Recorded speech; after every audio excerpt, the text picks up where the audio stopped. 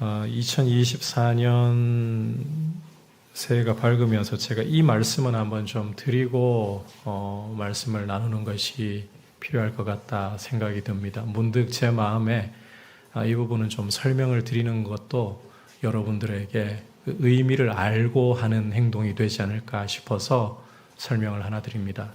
우리가 이 성경 봉독을 할 때 자리에서 일어나잖아요.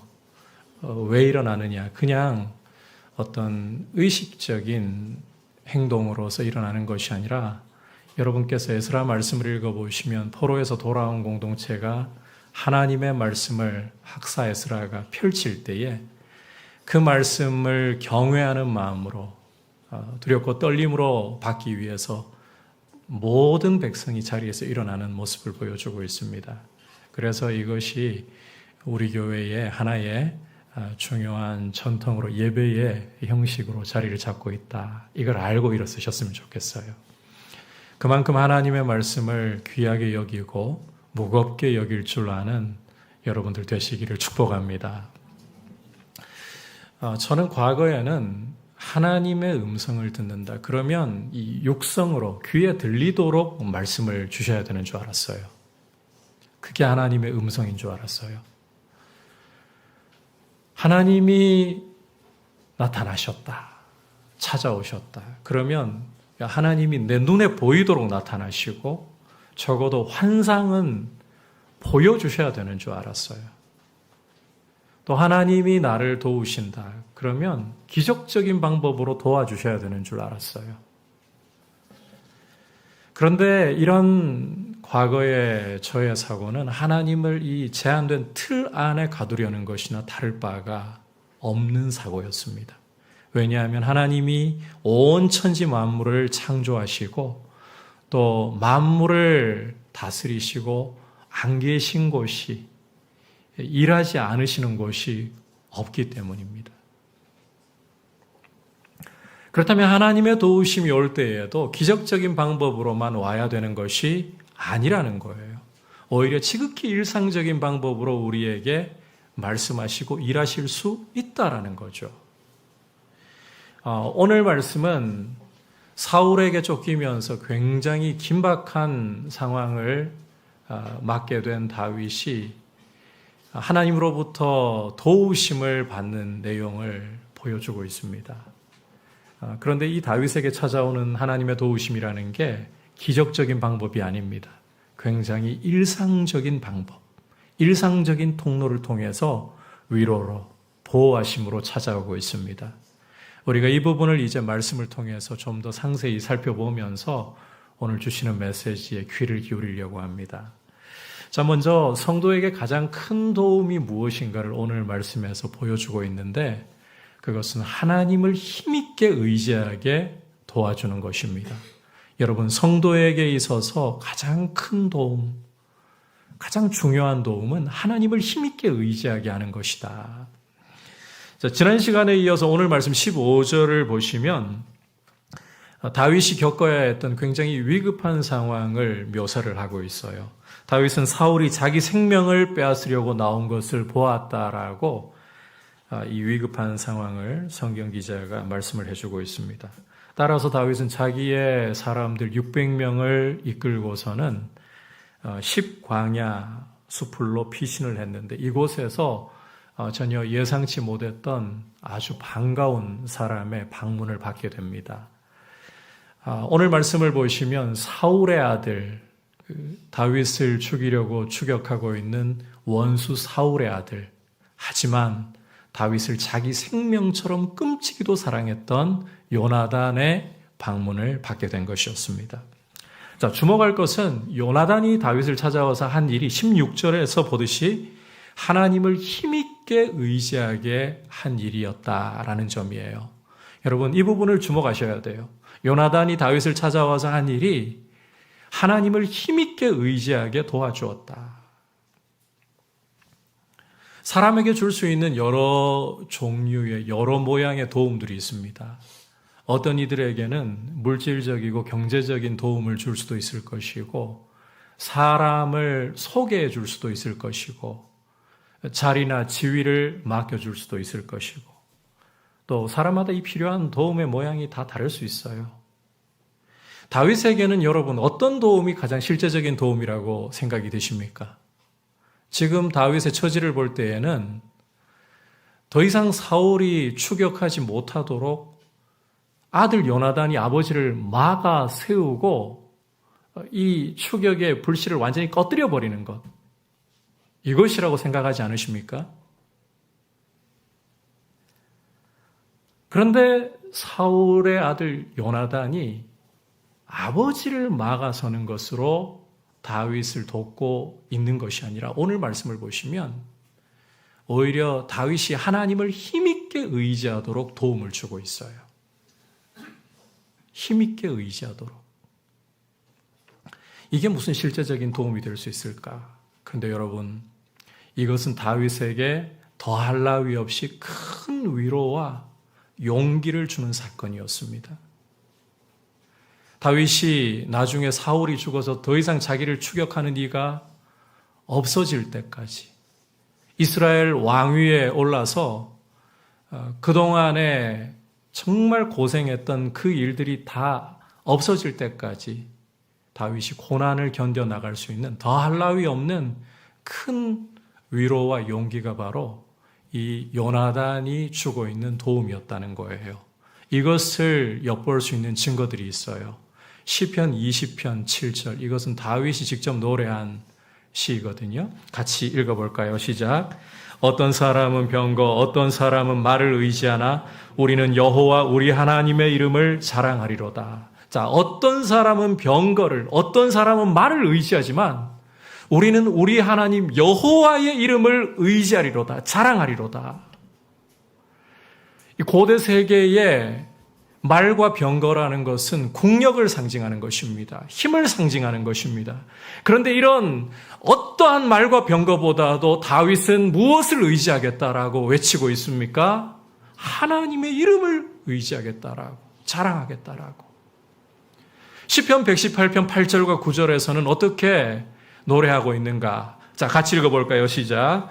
여호와께 피하는 것이 사람을 신뢰하는 것보다 나으며 여호와께 피하는 것이 고관을 신뢰하는 것보다 낫도다.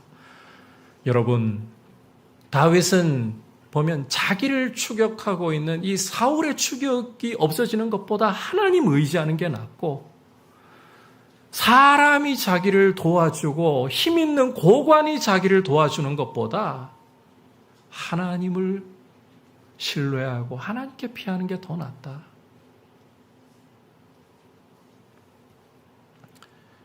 우리에게도 마찬가지예요. 당장 우리 눈에 보기에는 경제적으로 어려울 때에 물질이 주어지고 또 직장의 문이 닫혀 있을 때는 이 직장의 문을 열어주고 결혼의 문을 열어주고 이러한 것들이 실제적인 도움처럼 보일 수 있습니다. 그런데 성도에게 있어서 어떤 것보다도 크고 어떤 것과도 바꾸지 말아야 할 도움이 무엇이냐? 하나님을 힘있게 의지하게 하는 도움입니다. 여러분, 우리가 이 가치관이 좀 바뀌어 나갔으면 좋겠어요. 하나님을 의지하는 것이야말로 그 어떤 것과도 비교할 수 없는 가장 중요하고 영광스러운 일이다. 이 가치관을 우리 마음에 새겨 넣었으면 좋겠습니다. 여러분, 성도가 이 땅을 살아가면서 싸우고 있는 중요한 싸움의 한 가지는 사실 이 싸움 하나로 압축된다고 해도 과언이 아니에요. 하나님을 의지할 것이냐, 그렇지 않으면 지나가고 썩어질 것들을 의지할 것이냐. 바로 이 싸움이 성도의 싸움이에요. 이게 믿음 생활이에요. 여러분에게는 무엇이 가장 중요한 도움이라고 생각하십니까? 예배 드리러 왔더니 하나님께서 갑자기 예배 시간에 이게 위에서 펄럭하고 종이 조각 하나를 내려주시는데 보니까 로또 1등 당첨. 얼마나 좋겠어요, 그죠? 그런데 여러분, 그런 일 벌어지던가요? 안 벌어지죠. 그 뒤에서 이 이야기 좀 나누겠습니다만 그런 일보다는 삶에 고난을 더 많이 주시던데요. 정말 눈물 나고 어금니를 악물고 버텨야 할 일들만 더 많던데요. 맞아요. 그런 일이 많은 것이 우리 인생입니다. 이런 인생 살아가면서 돈이 여러분들을 정말 도와줄 수 있을 것 같고, 힘이 있는 사람이 우리의 실제적인 도움이 될 것 같고, 우리가 바라던 성공이나 어떤 능력이 우리에게 오는 것이 도움일 것 같지만, 그 모든 것들이 우리에게 있지 않다 해도 하나님을 힘있게 의지할 수 있다면 그것은 성도의 진정한 영광이고 진정한 축복임을 여러분 가슴에 꼭 새겨놓고 하나님을 힘있게 의지하기를 원합니다. 이 믿음으로 굳게 서실 수 있기를 축복합니다. 자, 이제 그렇다면 이 하나님의 도우심, 하나님을 힘있게 의지하도록 돕는 이 도우심이 어떤 통로를 통해서 찾아오는가? 다윗에게 굉장히 일반적인 통로를 통해 찾아왔다 그랬잖아요. 첫 번째는 사람을 통해 찾아오고 있습니다. 자, 이제 요나단이 다윗을 어떻게 도왔는가 하는 부분인데 좀 더 구체적으로 살펴볼게요. 함께 17절 한 목소리로 읽어보겠습니다. 시작. 곧 요나단이 그에게 이르기를 두려워하지 말라. 내 아버지 사울의 손이 내게 미치지 못할 것이요 너는 이스라엘 왕이 되고 나는 내 다음이 될 것을 내 아버지 사울도 안다 하니라. 자, 이 요나단의 말을 여러분께서 들어보시면 먼저 다윗에게 두려워하지 말라고 말을 하고 있습니다. 이 두려워하지 말라는 표현 여러분께서 가볍게 지나가시면 안 돼요. 이 표현은 여러분이 성경을 읽어보시면 하나님이 믿음의 조상들에게 나타나실 때 어김없이 주셨던 말씀이에요.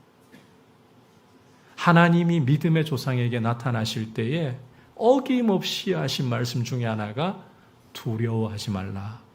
자, 그러니까 요나단이 다윗에게 두려워하지 말라 이 말을 했다는 게 어떤 의미라는 걸까요? 비록 요나단이라는 사람이 지금 다윗 앞에 찾아온 것이지만 누가 찾아온 것이다? 하나님이 찾아오셔서 요나단을 통해서 말씀하고 계신 것이다. 이걸 엿보게 하는 거예요. 이처럼 요나단은 하나님의 음성의 대변자가 되어서 다윗에게 세 가지를 이야기를 해주고 있습니다. 17절 다시 보시면 세 가지를 이야기하는데 첫 번째는 내 아버지 사울의 손이 다윗 너에게 결코 미치지 못할 것이다. 두 번째는 너는 이스라엘 왕이 되고 나는 너의 다음이 될 것이다. 세 번째는 이 사실, 네가 이스라엘의 차기 왕이 될 것을 내 아버지 사울도 알고 있다. 이렇게 세 가지를 이야기하고 있어요. 자, 먼저 내 아버지 사울의 손이 너에게 미치지 못할 것이다. 이 말은 사울이 아무리 격렬하게 아무리 힘을 써서 다윗을 잡아 죽이려고 추격한다 할지라도 하나님은 결단코 다윗을 사울의 손에 넘기시지 않을 것이다. 하나님의 확실하고 완전한 보호하심을 보장해주는 예언이 되는 거예요.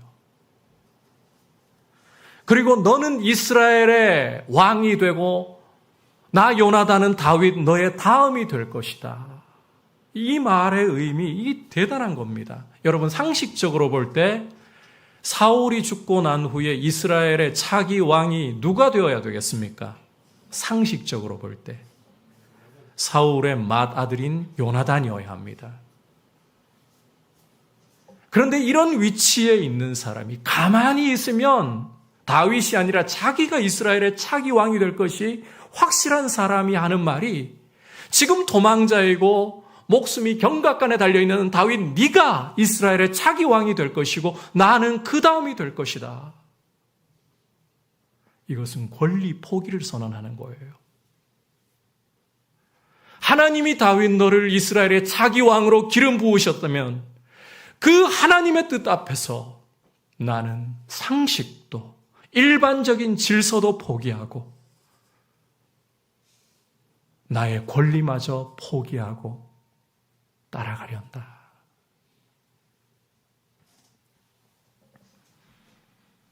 여러분, 이게 보통 일이 아닙니다. 후일에 여러분께서 그 사무엘하 말씀이라든지 사무엘하 15장 이후 그리고 열왕기상 1장부터 해서 2장까지의 내용을 읽어보시면 다윗의 아들 압살롬과 아도니아가 왕의 자리를 차지하기 위해서 어떤 짓을 벌이는가 볼 수가 있잖아요. 이 왕의 자리가 그들의 마음을 차지해버리니까 눈이 뒤집어져 가지고 아버지도 없어져요. 형제도 보이지 않아요.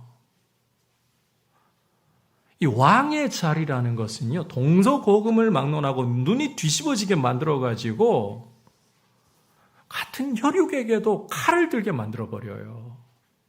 이게 왕의 자리예요. 그런데 가만히 있으면 자동으로 왕의 자리가 자기에게 찾아올 위치에 있는 요나단이 다윗, 네가 이스라엘의 차기 왕이 되고 나는 그 다음이 될 것을 너무나 잘 알고 있다.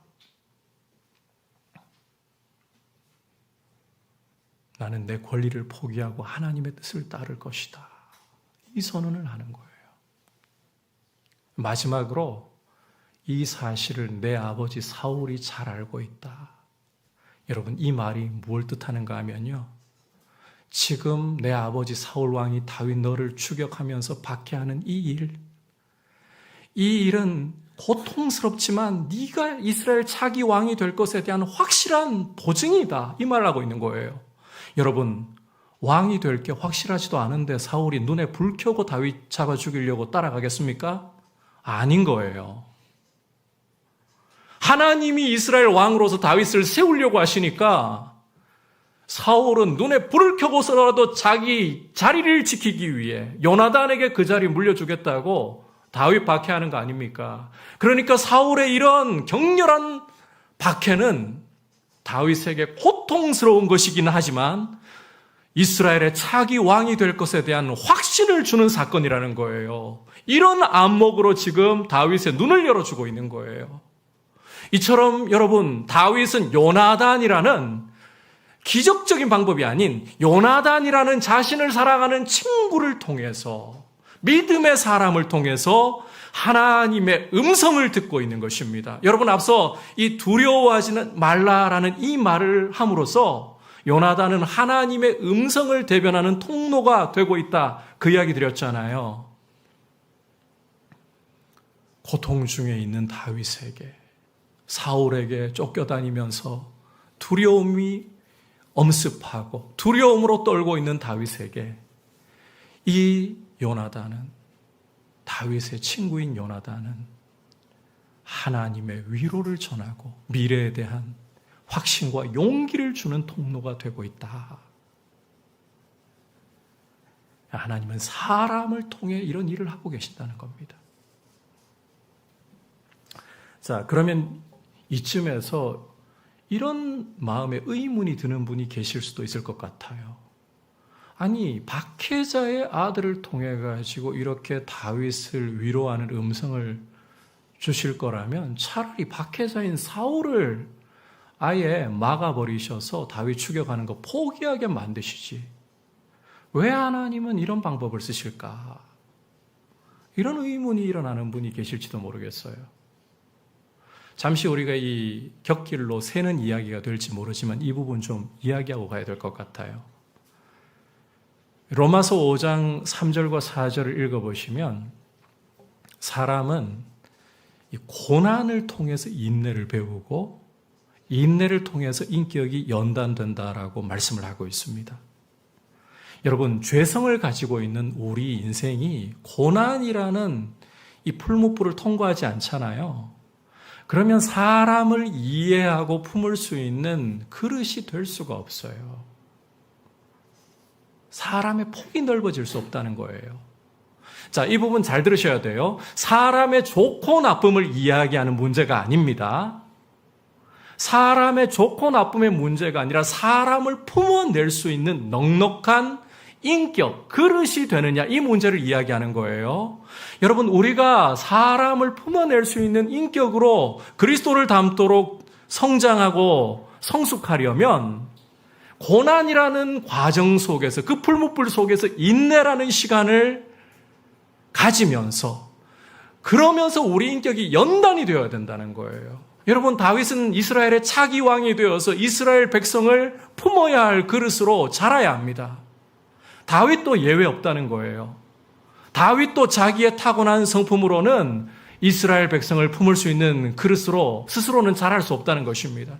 따라서 하나님은 이 박해자 사울이라는 이 고난을 면제시켜 주시는 것이 아니라 요나단을 통해서, 그 박해자의 아들을 통해 하나님의 위로의 음성을 전달해 주심으로써 이 고난의 때를, 고난의 시간을 견뎌나갈 수 있도록 도와주시는 일을 하시는 거예요. 제 개인적으로는 여러분의 담임 목사로서요, 솔직한 마음은 그래요. 저나 여러분이나 고난이 좀 없었으면 좋겠어요. 제 개인적으로도 없었으면 좋겠고, 여러분들의 삶에도 고난이 없었으면 좋겠어요. 그런데 우리가 예수님을 닮아가고 다른 사람을 품어낼 수 있는 그릇이 되려면, 그런 넓은 그릇이 되려면 고난을 통한 연단이 필수입니다. 여러분, 연단받지 않고 고난의 풀무를 거치지 않은 사람들은, 제가 이야기 드렸죠. 사람이 좋아도 다른 사람을 품어낼 만큼의 그릇은 될 수가 없어요. 그러므로 고난 중에라도 주님이 넘치는 위로를 주셔서 오히려 주님 닮아가는 인격으로 빚어가시고 고난을 넉넉히 이겨낼 수 있는 분들 되시기를 축복합니다. 이제 다시 돌아와서요, 오늘 말씀에서 놓치지 말아야 할 핵심은 이렇게 사람을 통해 하나님이 다윗을 위로하시고 용기를 주시고 미래에 대한 확신을 가지도록 도움을 주고 계신다. 특히 이 요나단을 보면 이 사람은 믿음의 인격자이잖아요. 여러분, 이 요나단은 우리가 사무엘상 13장과 14장에서도 이미 보았지만 하나님을 경외하고 눈에 보이는 상황이 절망적이어도 하나님 인정하면서 담대히 자기를 던질 줄 아는, 하나님을 볼 줄 아는 사람. 이런 사람을 통해 지금 하나님은 다윗을 위로하시고 용기를 주시고 돕고 계신다는 거예요. 이런 사람들을 참 귀하게 여기셔야 돼요. 하나님 경외하려고 하고 하나님 말씀대로 귀 기울이고 순종하려고 하는 사람, 이런 사람들 여러분 정말 주변에 있다면 큰 복이고, 이런 사람들을 정말 귀하게 여기셔야 돼요. 내 주변에 있는 사람들이 다 시시껄렁한 농담이나 즐기고 만나서는 생활의 염려만을 이야기하고 하나님 이야기를 전혀 할 줄 모른다. 그러면 있던 믿음도 흔들흔들. 여러분, 롯이라는 사람 잘 알고 계시죠? 아브라함의 조카 롯. 여러분께서 베드로후서 2장을 읽어보잖아요. 이 롯도 믿는 사람이었어요. 베드로 사도는 의인이라고 표현을 하고 있어요. 그런데 이 사람이 소돔이라는 성에 거주하면서 날마다 이 소돔 성의 불법한 행실을 보고 들으면서 그 의로운 심령이 상했다 그래요. 그래서 제발로 소돔과 고모라가 멸망할 때 나온 게 아닙니다. 하나님이 아브라함의 기도를 들으시고 아브라함을 기억하셔서 이 롯이라는 사람을 소돔과 고모라가 불과 이왕으로 멸망하는 중에 손을 잡아 이끌고 구원해내셨어요. 내 주변에 믿음의 사람이 아니라 시시껄렁한 농담만 즐기고 하나님은 이야기할 줄 모르는 사람들밖에 없다. 그러면요, 믿음의 사람조차도 이 마음이 상하고 믿음이 무뎌지게 됩니다. 따라서 여러분, 믿음의 사람을 귀하게 여기고 믿음의 공동체를 정말 중요하게 여기셔야 돼요. 좀 고리타분해 보여도요, 하나님을 이야기하려고 하고 하나님 말씀대로 순종하려고 하는 사람들이 정말 복 있는 사람들이구나.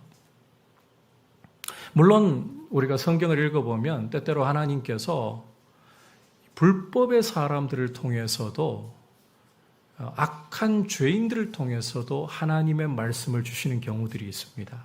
대표적인 두 가지 예만 들어보자면 이 출애굽하고 가나안 땅으로 가는 도중에 모압 평지에 이스라엘이 이렇게 머물고 있을 때 이스라엘을 저주하려고 불려왔던 발람, 악하고 욕심쟁이 술사예요. 이 사람을 통해 하나님이 이스라엘 축복하게 하셨잖아요. 하나님의 음성을 대언하게 하셨잖아요.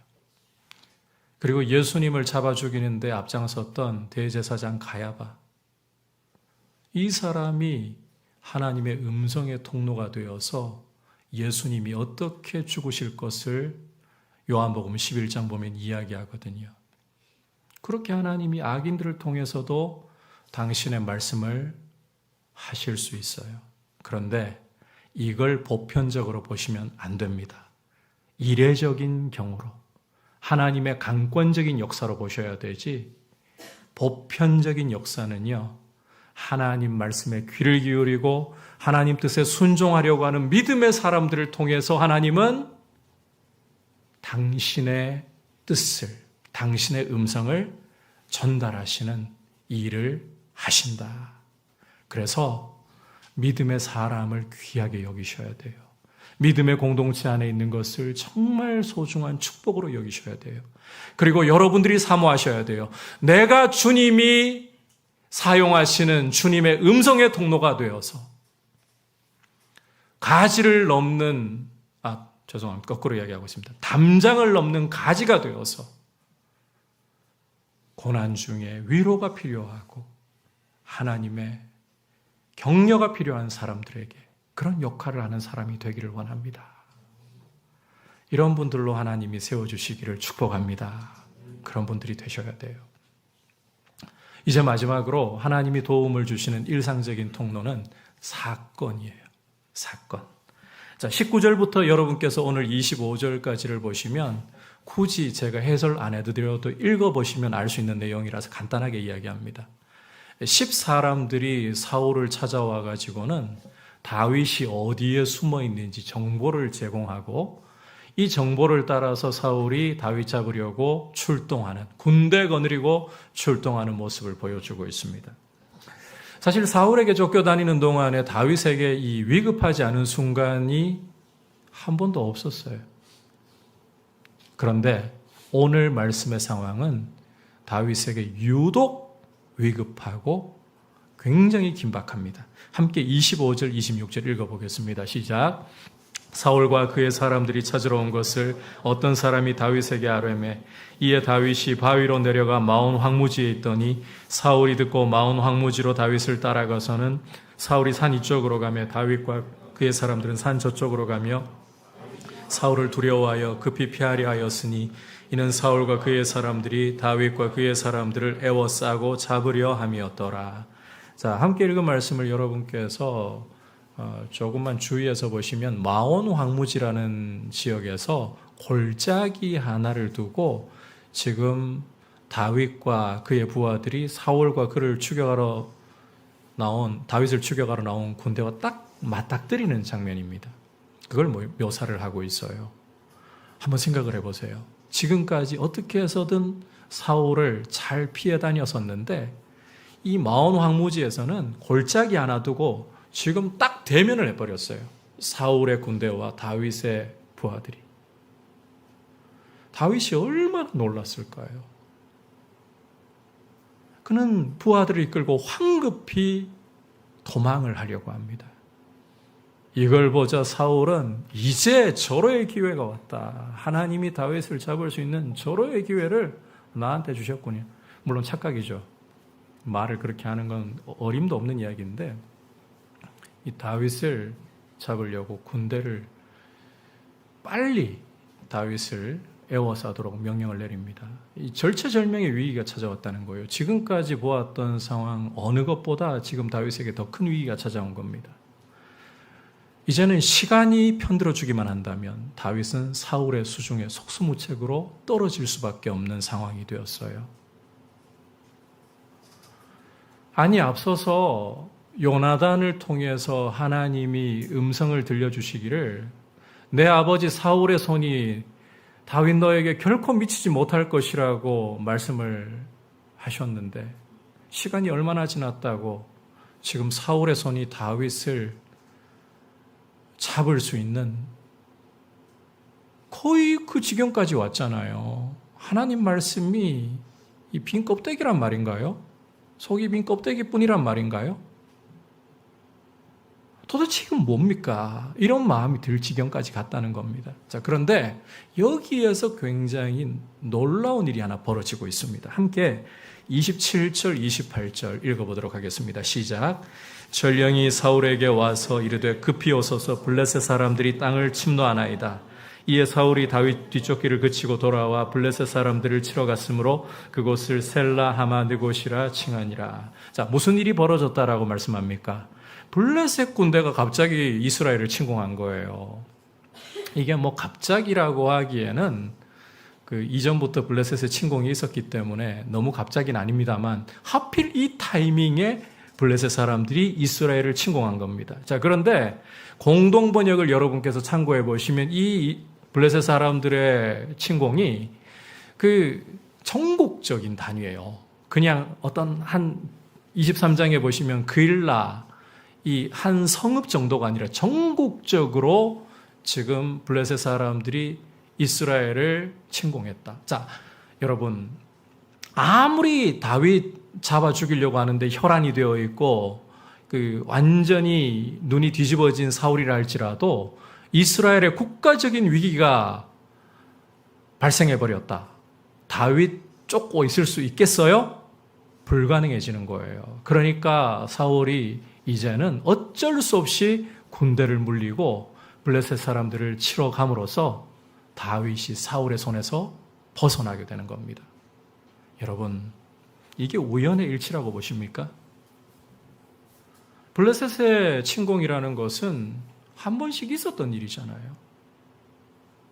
이 타이밍은 절묘하지만 어떻게 보면 일상적인 일이었던 사건이잖아요. 그러니까 그냥 우연의 일치라고 봐야 되는 겁니까? 절대 그런 게 아니에요. 여러분, 일상적인 이런 사건을 통해서 하나님이 지금 다윗을 사울의 손에서부터 건져내고 계시는 거예요. 여러분 보십시오. 비록 골짜기 하나 두고 서로 조우하게 되었지만 다윗이 사울의 수중에 떨어졌습니까? 사울이 다윗의 머리카락 하나라도 건드릴 수 있었습니까? 절대로 그렇게 할 수가 없었습니다. 이것은 하나님이 블레셋 군대를 동원하시고 국가적인 위기라는, 전쟁이라는 이런 일상적이었던 이스라엘의 상황을, 이 사건을 동원하셔서 다윗을 보호하시는 사건이었다는 것입니다.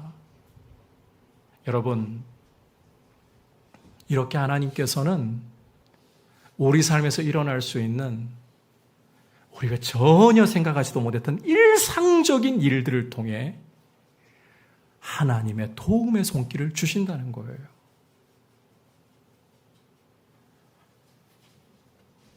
한 국가를 동원하시기도 하고 전쟁이라는 위기 상황을 동원하시기도 하고 이런 걸 생각해 보자면 우리가 러시아와 우크라이나의 전쟁 속에서도 이스라엘과 하마스의 전쟁 속에서도 하나님의 손길이 그 전쟁을 붙잡고 계신다. 우리는 그렇게 충분히 생각할 수가 있어요.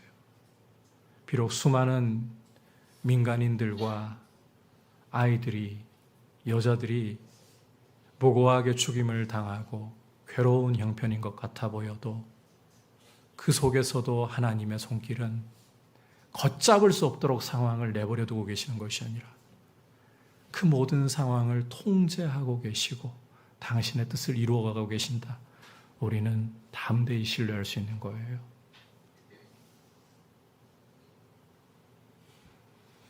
여러분, 이게 다윗이니까 이런 전쟁이라는 블레셋이라는 한 국가를 동원하시는 거 아닌가?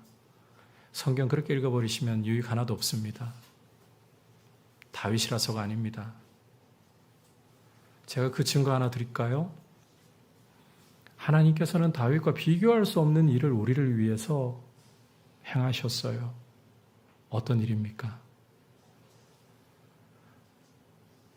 한 나라와, 아니 온 세상과도 비교할 수 없는 당신의 독생자를 나를 위해 이 땅에 보내셨습니다. 죄에서 구원하시려고, 마귀의 권세에서 건져내시려고. 찬송가 304장 가사를 보면 이렇게 우리에게 들려주고 있잖아요. 저 높고 높은 별을 넘어 이 낮고 낮은 땅 위에 죄범한 영혼 구하려 그 아들 보내사 화목제물 삼으시고 죄 용서하셨네. 어떤 나라와도 어떤 위대한 제국과도 온 세상과도 비교할 수 없는 당신의 독생자를 나를 위해 이 땅에 보내셨다. 하나님은 나라는, 여러분, 우리라고 제가 지금 퉁치지 않고 나라고 표현하는 것을 보십시오. 하나님은 세상에 나 한 사람뿐이라 할지라도 나를 위해 독생자를 내어주실 정도로 나라는 사람을 주목하고 계시고, 그리스도께서는 여러분 우리를 위해서 오셨으나 동시에 나를 위해서 오신 거예요. 그런 일을 하신 분이 하나님이십니다. 다윗이니까? 아니요.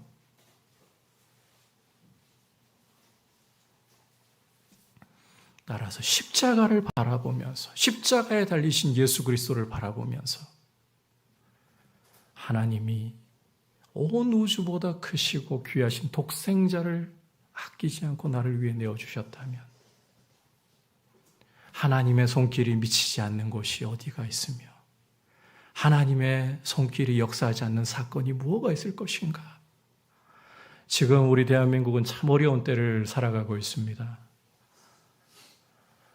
남북 간에 맺었던 군사협약도 파기해버리고 북측에서는 언제 도발할지 모르는, 최근에 연평도 인근에서 해안포를 200발 발사하고 또 계속해서 한반도를 이제는 주적으로 삼겠다라고, 우리 대한민국을 주적으로 삼겠다고 얼음장을 놓으면서 이런 어떤 군사적인 위기감을 북한이 계속 고조시키고 있고, 그냥 근거 없는 이야기만은 아니잖아요.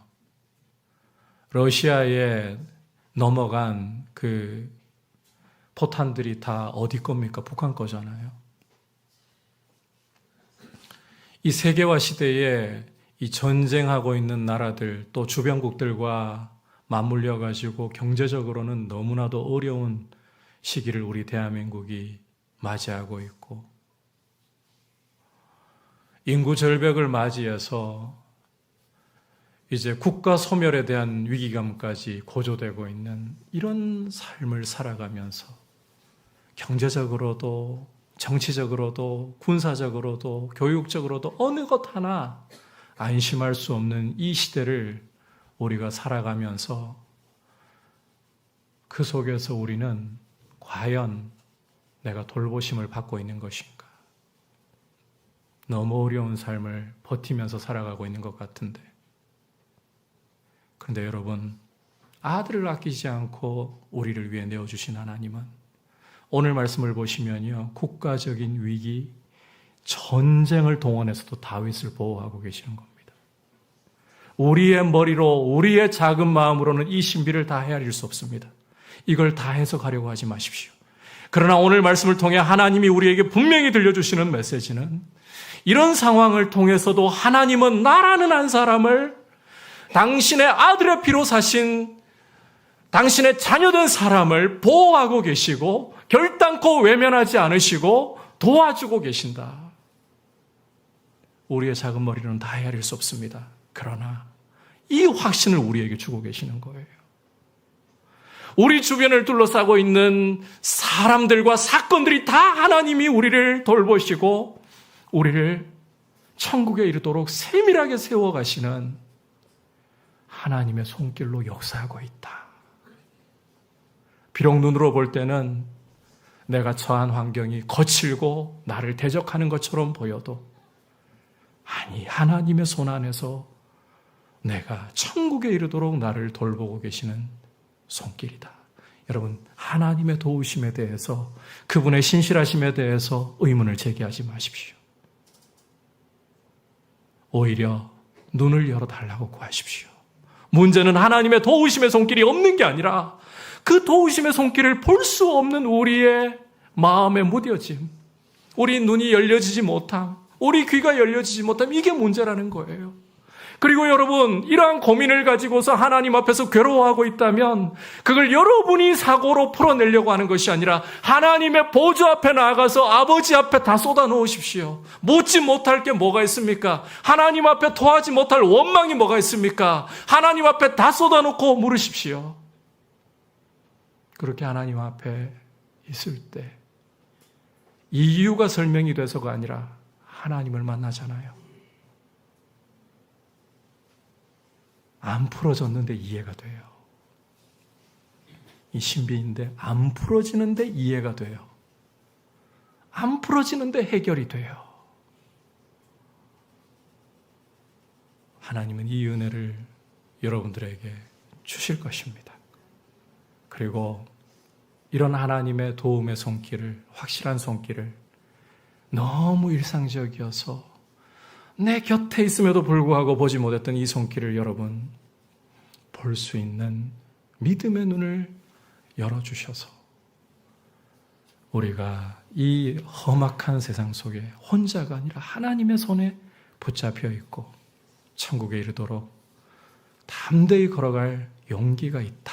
이 고백으로 여러분 어깨를 쫙 펴시고 가슴을 열고 하나님 앞에서 담대히 믿음으로 걸어나갈 수 있는 여러분들 되시기를 주님의 이름으로 축복합니다.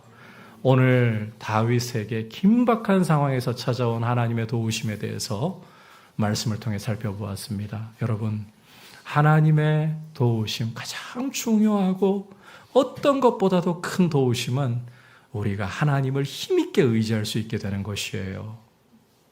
돈이나 재능이나 힘이 아니라 하나님을 힘있게 의지하는 것, 이게 가장 큰 도우심이다.